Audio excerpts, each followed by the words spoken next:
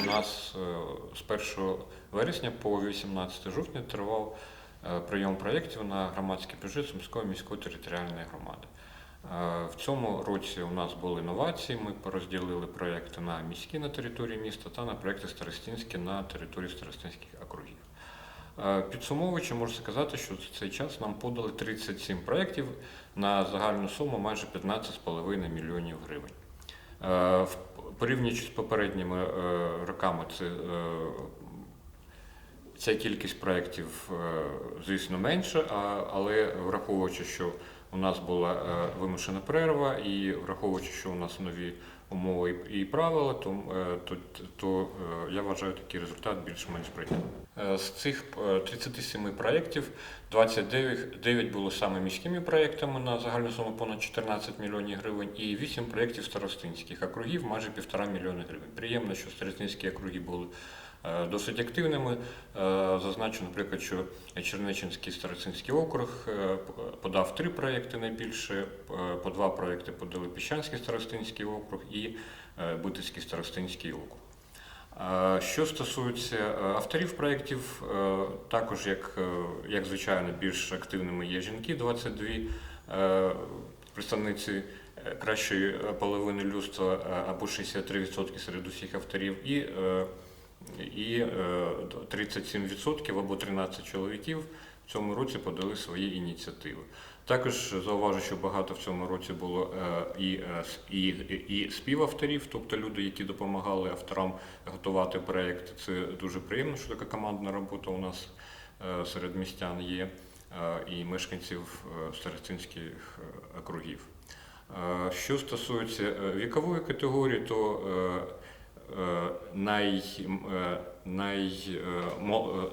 наймолодшим з авторів це була дівчина, якій 19 років, і найстаршим за віком авторкою також була жінка у віці 62 роки.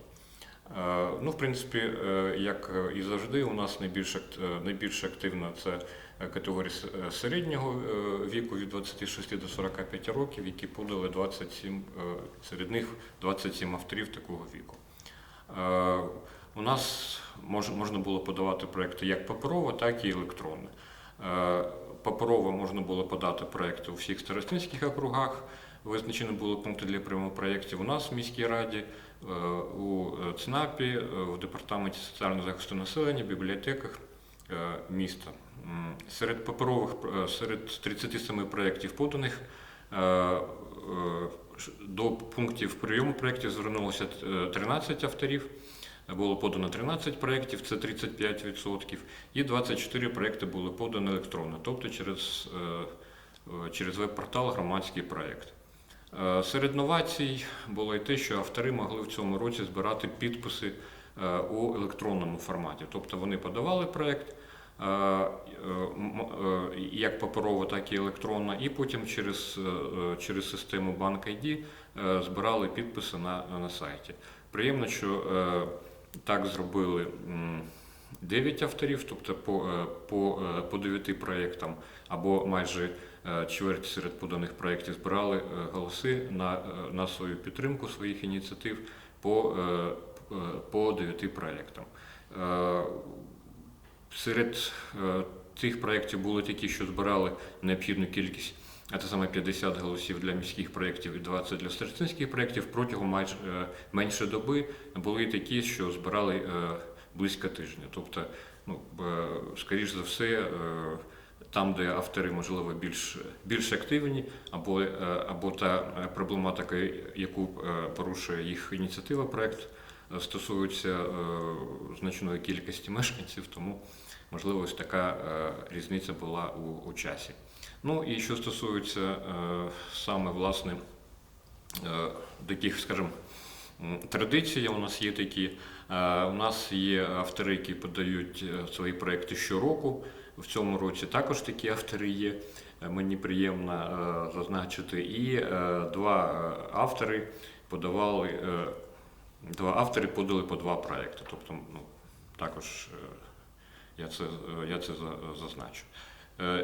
Що стосується тематики, тут також приємно, що ми в цьому році менше у нас проєктів, які стосуються дитячих та спортивних майданчиків або різного роду таких спортивних об'єктів інфраструктурних. Це 17 таких у нас проєктів, які стосуються здорового способу життя, із них 6 подовг Старостинських округів. Це саме спортивні та майданчики для дітей. На другому місці проєкти, що стосуються благоустрою, з них за цим напрямком подано 6 проєктів, з них один старостинський. Вони стосуються вуличного освітлення,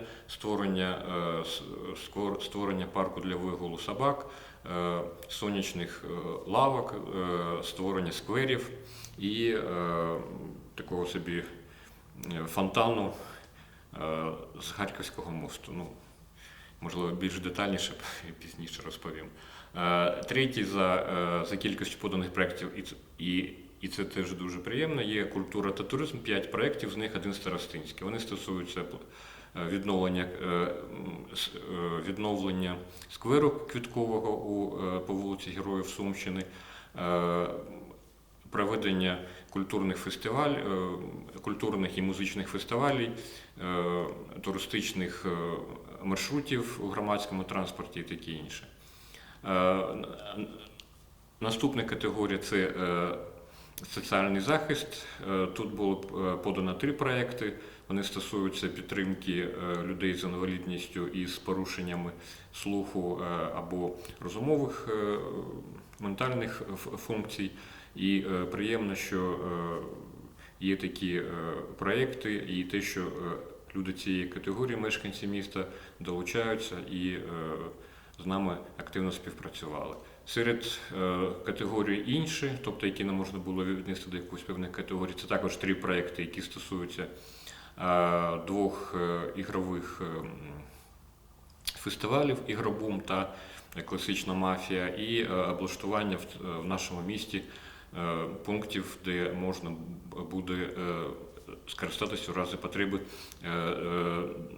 дефібриляторами. Це також такий проєкт, який цікавий, і в нашому місті він перший, хоча в Україні він також досить поширений і реалізовується. Серед освітніх проєктів це 2, це створення, проведення